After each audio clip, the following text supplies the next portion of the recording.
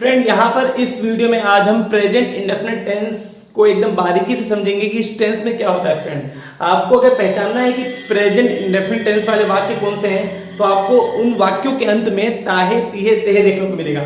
जैसे राम आम खाता है, सीता गाना गाती है, बच्चे घर जाते हैं। बहुत से लोग बोलते हैं, बहुत से स्पीकिंग सिखाने वाले कोर्स बोलते हैं कि ताहे तीहे तेहे को पहचानने की कोई जरूरत नहीं है। वो गलत बोल रहे हैं। अगर बेसिक से आपको समझना है इस टेंस को, प्रेजेंट इंडेफिनिट टेंस, तो आपको पहचानना पड़ेगा कि इसके वाक्य के अंत में आएगा क्या। वो फ्रेंड, यहाँ पर एक वाक्य आप मन में सोचिए, जैसे राम आम खाता है, तो जल्दी से बच्चे क्या बोलेंगे जब इसका स्पीकिंग करेंगे इंग्लिश में, राम इज ईटिंग मैंगो।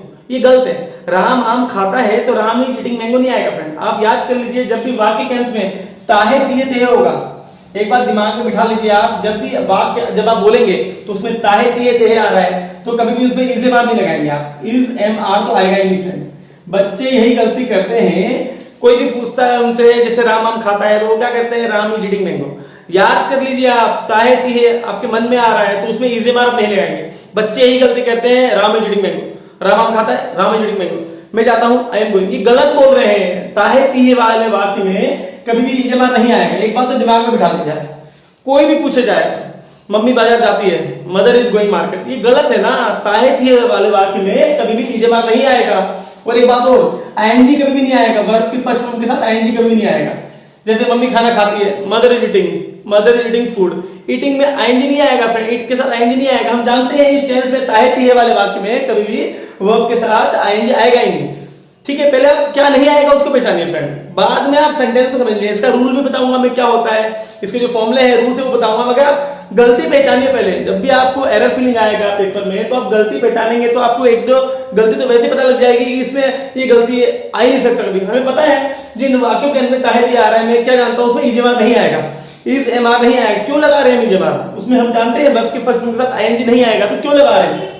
ठीक है, ये तो नहीं आएगा, हम पहचान गए। अब क्या आएगा वो देखिए। हम कोई भी इंग्लिश में सेंटेंस बनाते हैं तो हम क्या जानते हैं, पहले क्या आता है, सब्जेक्ट, फिर आता है वर्ब, फिर आता है ऑब्जेक्ट। कोई भी आप चाहे सिंपल सेंटेंस बनाइए, चाहे कोई भी टेंस वाले सेंटेंस बनाइए, हम क्या जानते हैं, पहले सब्जेक्ट आता है, फिर वर्ब आता है, फिर ऑब्जेक्ट आता है। तो हम देखते हैं यहाँ पर subject verb object, subject plus verb plus object, ये आता है, हम जानते हैं। बेसिक फॉर्मूला यही है, बेसिक रूल यही है। कोई भी आप इंग्लिश के सेंटेंस बनाएंगे तो उसमें क्या आता है, पहले सब्जेक्ट, फिर वर्ब, फिर ऑब्जेक्ट। मगर यहाँ पर इस टेंस में जिन वाक्यों के अंदर ताहे तीहे आता है, मतलब प्रेजेंट इंडेफिनिट टेंस, उसमें क्या होगा फ्रेंड, इसका फॉर्मूला अलग है, देखिए फ्रेंड। तो हमें तो पता है पहले सब्जेक्ट आता है, तो राम आम खाता है, क्या होगा फ्रेंड, राम, ठीक है, सब्जेक्ट हो गया। वर्ब क्या है फ्रेंड, खाना, आम नहीं लिखेंगे आप। वर्ब क्या है फ्रेंड, खाना, खाना पीना रोना धोना सोना, सब ये वर्ब। तो आम तो ऑब्जेक्ट है ना, तो सब्जेक्ट ऑब्जेक्ट बाद में आएगा, मैंगो बाद में आएगा। पहले आप समझिए बनाते कैसे हैं, ठीक है ना। कोई बच्चा बोलेगा राम, फिर मैंगो आएगा, मैंगो नहीं आएगा। बेसिक से समझ लीजिए friend, subject verb object. Subject Ram है, वर्ब क्या है, खाना, तो ईट आएगा यहाँ। मैंने इसका भी रूल नहीं बताया फ्रेंड, इसका रूल तो मैंने अभी बताया नहीं है, जस्ट मैं बता रहा हूं कि कोई भी सेंटेंस आप बनाते हैं तो कैसे बनाते हैं, सब्जेक्ट वर्ब ऑब्जेक्ट। तो सब्जेक्ट राम है, ईट क्या है, वर्ब है, ऑब्जेक्ट क्या है, मैंगो है। अब ये हम फॉर्मूले में देखते हैं, फॉर्मूला क्या बोलता है, इसका रूल क्या बोलता है। रूल देखिए फ्रेंड, रूल क्या बोलता है, सब्जेक्ट प्लस वर्ब की first form plus S plus object, ये इसका रूल है फ्रेंड, ये इसका रूल है। इसमें ना कहीं पर इज एम आर आया, ठीक है, ना वर्ब के साथ आईएनजी आया। पहले पहचान लीजिए कि क्या नहीं आएगा। हम बेमतलब का इज एम आर लगाते हैं, राम आम खाता है, राम इज ईटिंग मैंगो, ये गलत है। क्या आएगा फ्रेंड, सब्जेक्ट क्या है, राम है, राम, फिर क्या आएगा, ईट क्या है, वर्ब है, फिर ऐसे यस आएगा नहीं आएगा। देखिए, जब भी यहां पर सिंगुलर सब्जेक्ट होगा, राम क्या है, सिंगुलर, एक बच्चे है ना, एक ही लड़का है ना, राम दो तो नहीं है ना, एक ही लड़का है, तो ऐसे इसका प्रयोग करेंगे वर्ब के साथ आप। तो रूल क्या बोलता है, इसका रूल क्या बोलता है, सब्जेक्ट प्लस वर्ब की फर्स्ट फॉर्म ऐसे यस। तो राम ईट्स, ऑब्जेक्ट क्या है, मैंगो, तो मैंगो, ये बन गया आपका राम ईट्स मैंगो। राम आम खाता है, राम ईट्स मैंगो, ठीक है। Not Ram is eating mango, Ram is eating mango नहीं आएगा, राम ईट्स मैंगो। क्या नहीं आएगा, पहले आपको मैंने वो बता दिया फ्रेंड। अब देखते हैं क्या राम आम खाता है, इसका बनाएंगे, राम आम नहीं खाता, इसका बनाएंगे।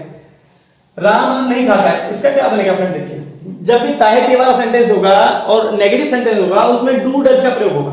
अब याद कर लीजिए, राम आम खाता है, राम आम नहीं खाता है, जो नेगेटिव सेंटेंस है उसमें क्या आएगा फ्रेंड, डू या डज। याद कर लीजिए, ताहे तीहे वाले वाक्य में जब भी आपके मन में आए कि इसमें ताहे तीहे आ रहा है और नेगेटिव सेंटेंस है, नहीं में वाक्य बोला जा रहा है, तो उसमें आप डू डज लगाएंगे, ठीक है फ्रेंड। राम आम नहीं खाता है, तो क्या होगा इसका friend, Ram does not, do या डज आएगा। मैं क्या लगा रहा हूं, डज, क्यों लगा रहा हूं डज, वो बताऊंगा आपको। Ram does not eat mango, Ram does not eat mango.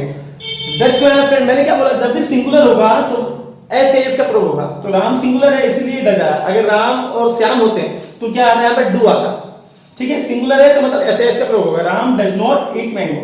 ठीक है फ्रेंड, नॉट हमेशा 3 नंबर पे आएगा, 1 2 3। तो Ram does not eat mango. Note याद रखिएगा, हमेशा नेगेटिव वाला जो आता है वो नोट कहां आता है, 3 नंबर पे। Ram 1 2 3, Ram does not eat mango. ठीक है फ्रेंड, एक और वाक्य क्या है यहाँ पर, क्या राम आम खाता है। ये भी इंटरोगेटिव सेंटेंस है, क्या राम आम खाता है। ठीक है, यहाँ पर क्या होगा फ्रेंड, यहाँ पर आप जो हेल्पिंग वर्ब जो लगाए हैं डज, वो पहले आ जाएगा।